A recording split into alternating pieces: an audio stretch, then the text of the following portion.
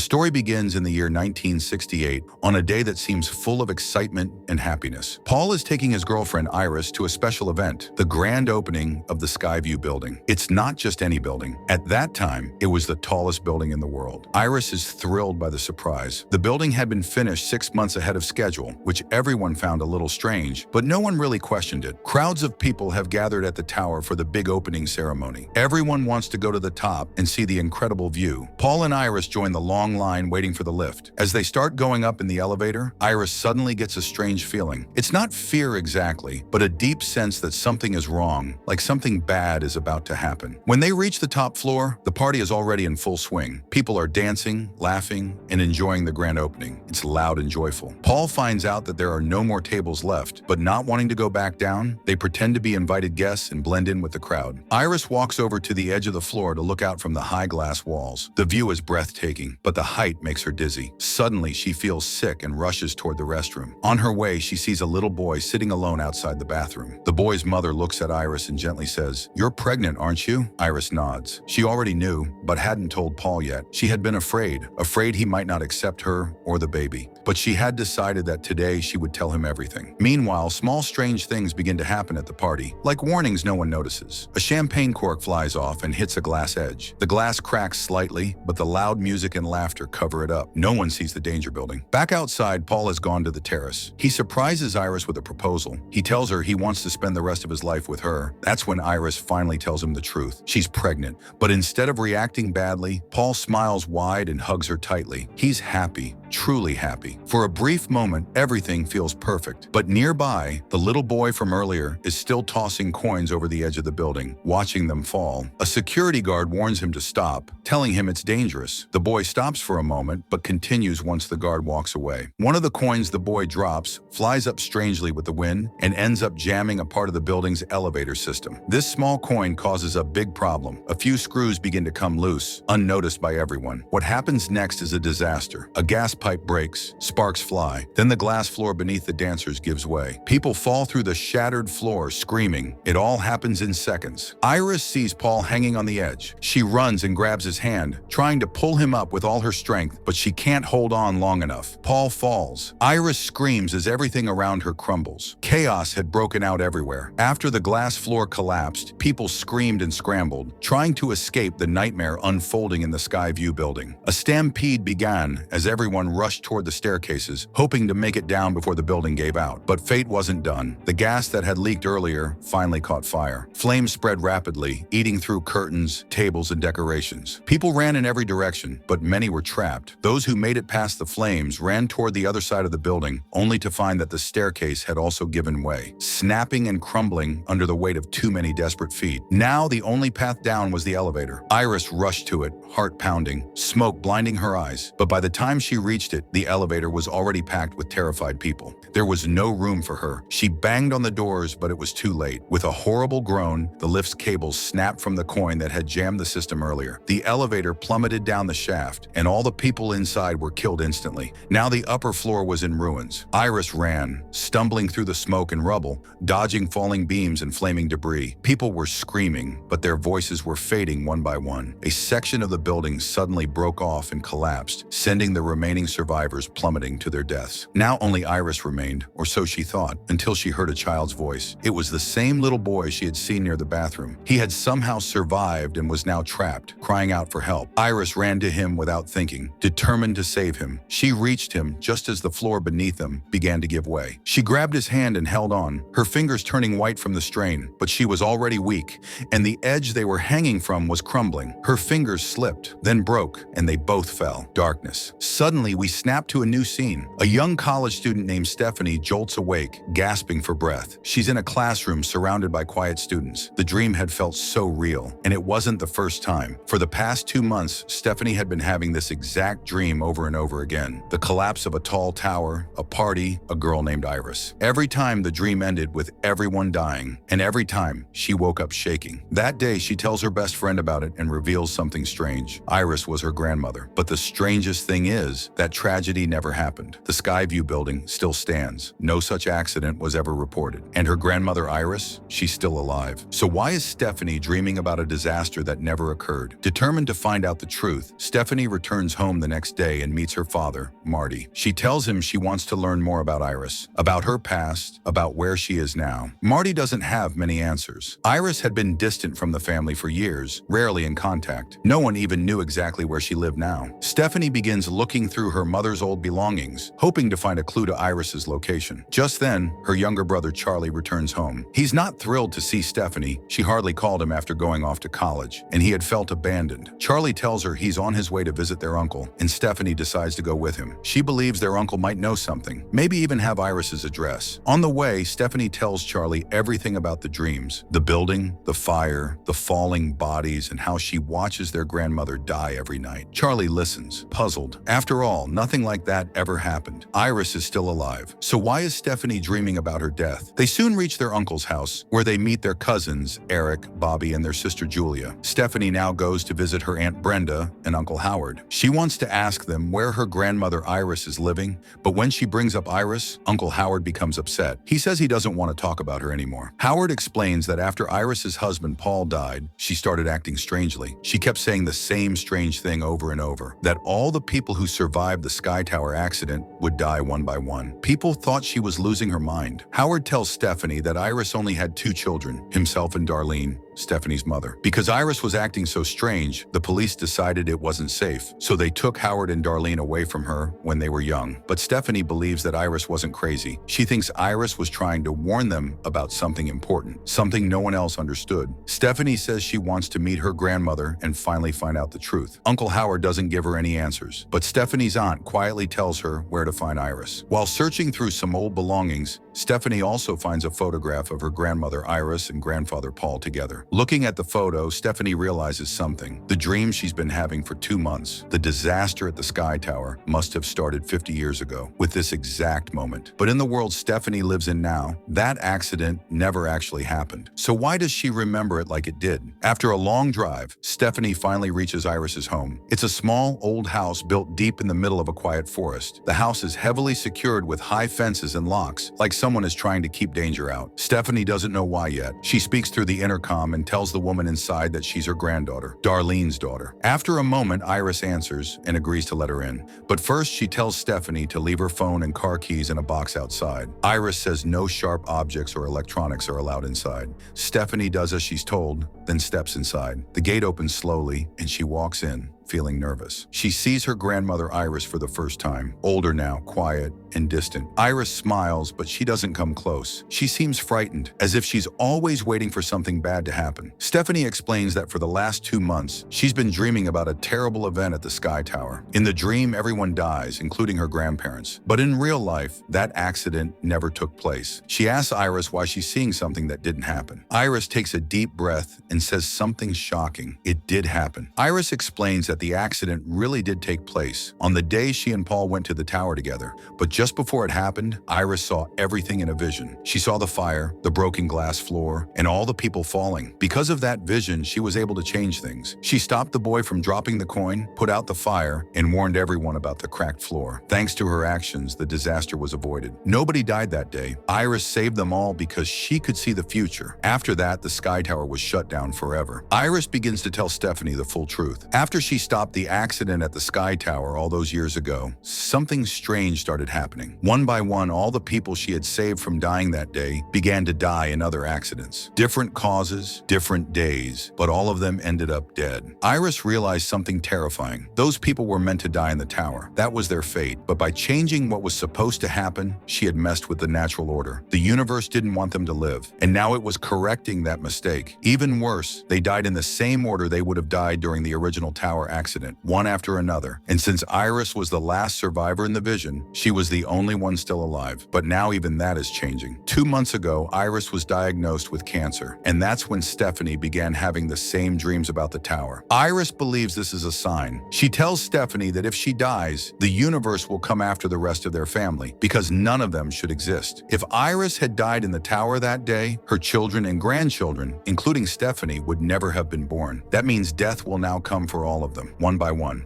Iris has spent her entire life researching this. She shows Stephanie notebooks full of her findings, ways she's managed to stay alive all these years. The only reason she's still alive is because she lives in this locked, safe house, far from people in danger. She's avoided death until now. She wants Stephanie to take her research and use it to protect the family. But as Stephanie looks around the house, something feels strange. At one point, she bumps into a magnifying glass, and sunlight coming through it causes a plant's rope to start burning. Iris notices it and quickly puts it out. Stephanie starts to feel unsure. Everything her grandmother is saying sounds impossible. Maybe this is why the rest of the family thinks Iris is crazy. Stephanie decides to leave. She tells Iris she doesn't believe in this death-chasing people story and refuses to take the diary. She walks toward the gate. Inside, Iris sits alone thinking. She knows she's dying soon anyway, from cancer, and she knows death is finally catching up. But she still wants to protect her family, especially Stephanie. So Iris grabs her diary and rushes outside to give it to her. She tells Stephanie that very soon, something will happen that will make her believe everything. And just as she finishes speaking, a loud crack is heard. A metal wing breaks off from the roof. It falls, hits a fire tool nearby, and launches it straight like a spear, right into Iris's head. She dies instantly. Stephanie screams. She realizes too late Iris had predicted this exact moment, and it happened just as she said. The next day, the entire family gathers for Iris's funeral. There, Stephanie tells her father and Uncle Howard about Iris's final warning, that with her death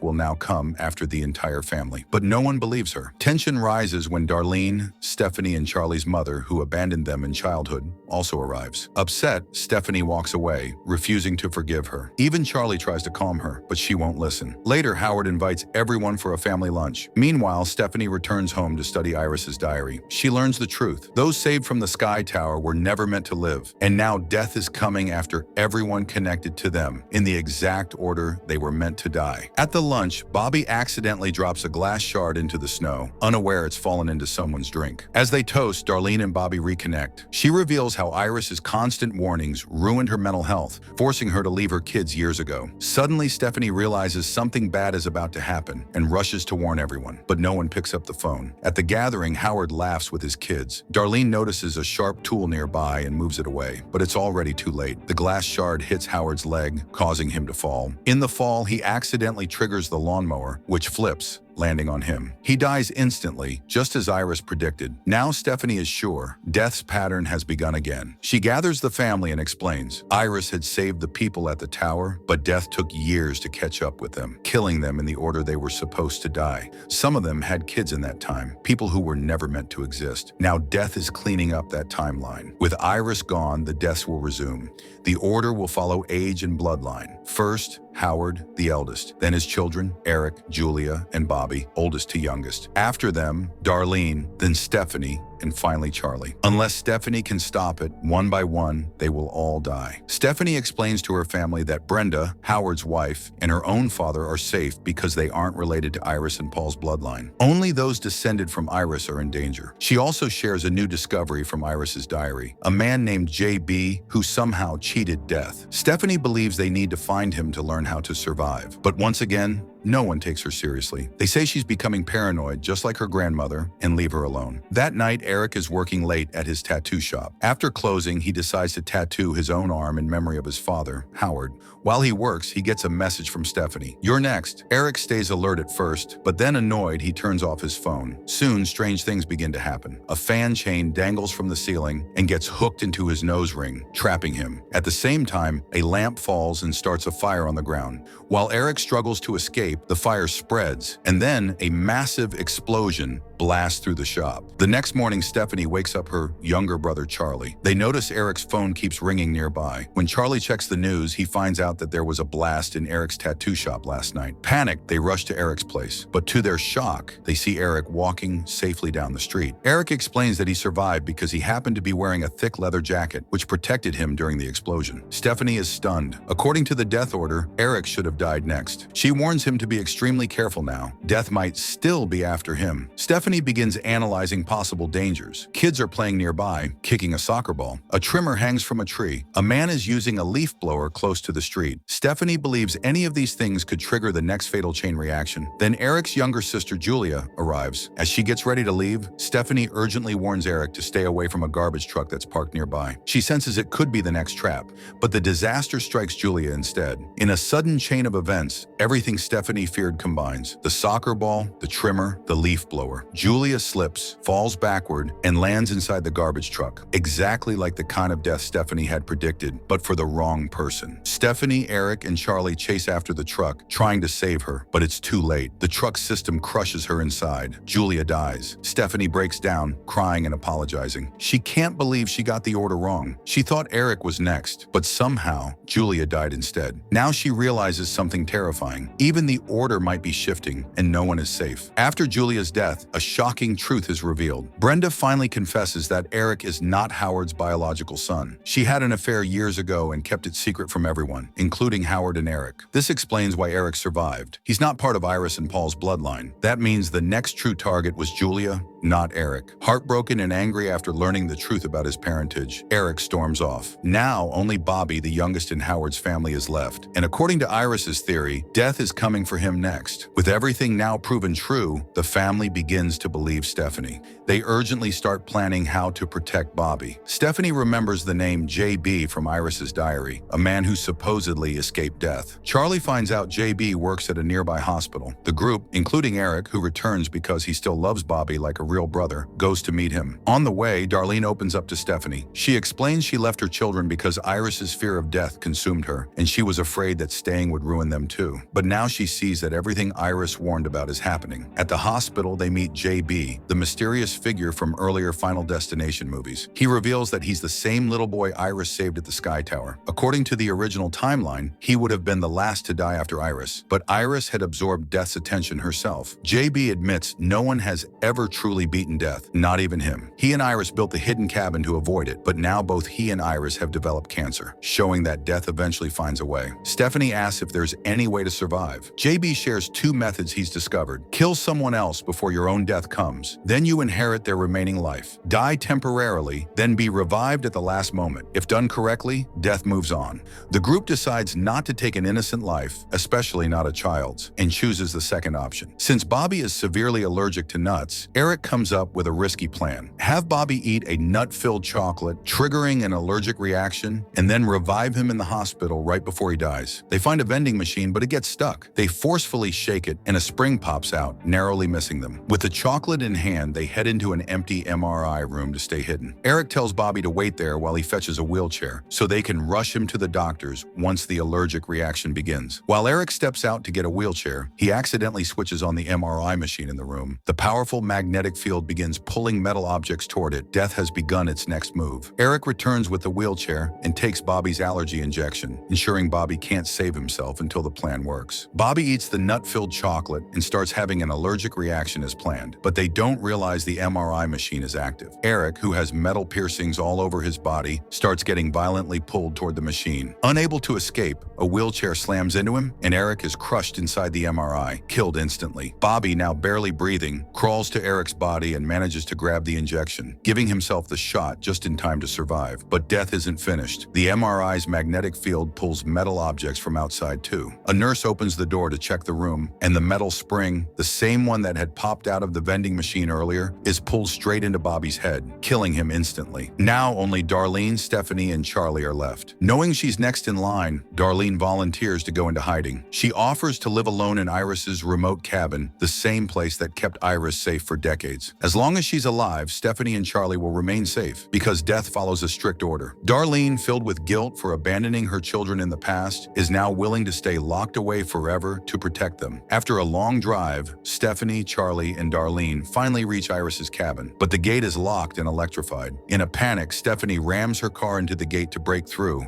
but her seatbelt jams, trapping her inside the vehicle. With no time to waste, Charlie helps Darlene into the cabin to hide. But just then, an electrical wire snaps collapse and lands on the cabin, triggering an explosion. The blast sends debris flying. Outside, Stephanie's overturned car begins sinking into water. Darlene, injured but conscious, sees that Charlie is in danger and pushes him out of harm's way, sacrificing herself as falling debris crushes her. She dies on the spot. Meanwhile, Stephanie is drowning, trapped in the car. Charlie rushes back and manages to pull her out just in time. Because Stephanie stopped breathing for a moment before being revived, they believe she cheated death. Just like JB had explained, they feel hope. For the first time, they think it's finally over. Days pass. Life seems normal again. Stephanie and Charlie are slowly moving on, leaving their tragic past behind. One day, they drive together to pick up one of Charlie's friends for a party. During a casual chat with a doctor, they explain how Stephanie died and was revived, which supposedly saved them both. But then, the doctor drops a bombshell. Stephanie had never actually died. Medically, she had only fainted. She was never truly gone. That means death never passed them by. Right then, a coin slips from a woman's hand nearby. It gets stuck on a railway track switch, causing an oncoming train to derail, headed straight for them. Stephanie and Charlie run for their lives, but it's too late. The train slams into them, and they're both killed instantly. No one can cheat death. And with this brutal twist, the story ends.